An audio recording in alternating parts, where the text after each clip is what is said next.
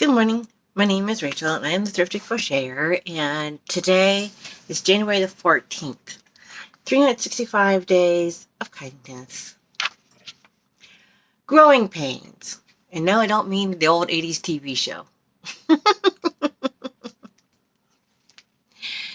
Although it was a great TV show. Growing pains. Oh, and I don't mean the kind you get in your legs. Because when I was a little kid, I used to get what my parents called growing pains, which were basically, uh,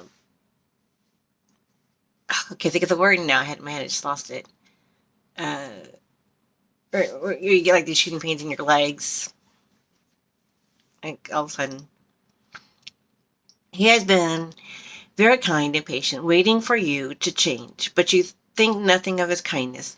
Perhaps you do not understand that God is kind to you, so you will change your hearts and lives. Romans 2:4. When children are asked to wear a coat outside or to wait for the crossing signals before they cross a road, they do not always understand the reasons why. They might lead to complaining and frustration on their part, but a guardian will maintain the rules because they know they are keeping their children from harm. You may have been going through something confronting in your own life, either facing a habit you want to get rid of, fostering an unhealthy relationship, or simply dragging your feet at work. Instead of seeing your experience as unfair, see it as an opportunity to experience God's favor. He might just be using this pain or boredom as an opportunity for you to grow and change. This is his kindness. Encourage someone else today by demonstrating that you could face your battles with a sense of purpose. Act of kindness. Compliment the first person you talk to. People love compliments. They always love compliments. Be genuine. Don't be fake. Nobody likes a fake person. Don't be genuine in your compliment. Daily guidepost for grandmothers.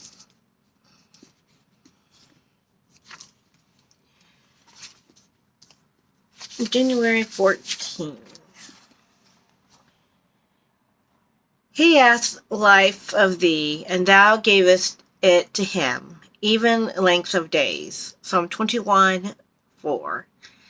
Speaking of length of days, I've noticed that the daylight is starting to stick around longer, and I'm like, yes, spring is coming. The dinner party brought together various branches of the family. The seats of honor at the end of the long table went to the two elders, my grandfather, Papa, and in his mid-80s, and Granny, my brother-in-law's grandmother, at 94. Isolated by deafness, Papa had become almost morbidly interested in the details of illness, both his own and other people's. The table was buzzing with lively conversation when he shouted to Granny above the chattering voices, "How's your heart?"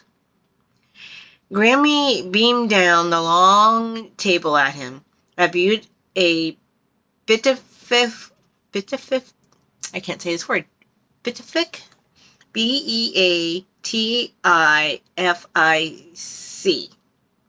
beatific, I don't know, smile. That encompassed the entire gathering and seemed to take in all of struggling humanity as well. She answered his question with a single word, enlarged. Papa did not hear, and enlarged was relayed to him along the seats. Sitting beside him, I shrieked into his ear, "Her heart's enlarged." Medically, of course, a serious condition. But as I said the words, I thought they also summed up God's will for all of us as our years increase. Grammy's answer had become for me a kind of shorthand prayer. Like Grammy, let me carry my aches and ailments lightly as I grow older. Each year, let me care a little less about myself, a little more for others. Father, enlarge my heart. Elizabeth Sherrill. That was pretty cool. Yes, enlarge our heart to care more about others. Enlarge our heart to care more about others so that you fill it up and keep it overflowing. The illustrated words of Jesus for women.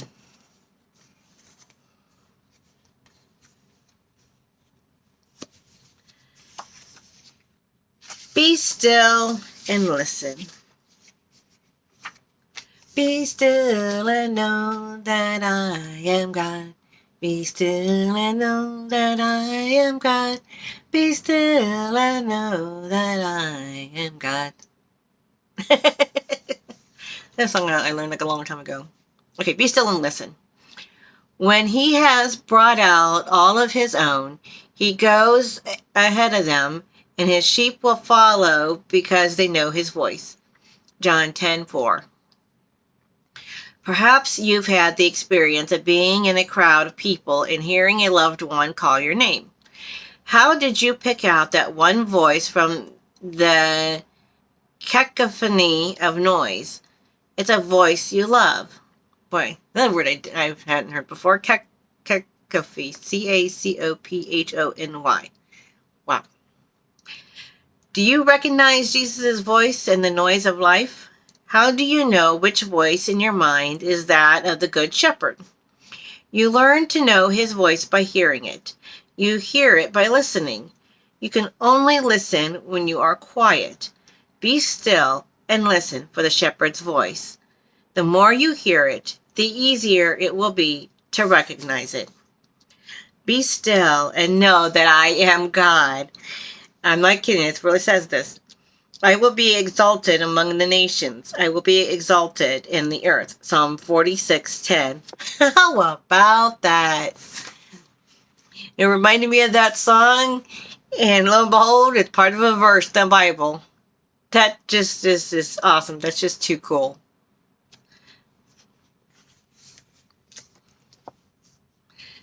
It's one of those things we call a God wink, it's a kind of a God coincidence. That was awesome. I love when things like that happen. This small swatch of yarn has been woven with prayers. As you hold this swatch in your hand, may you feel God's strength, love, and peace flow and know that he holds you in his hands. May God bless and comfort you in your time of need and give you peace. Amen. Love y'all. Bye.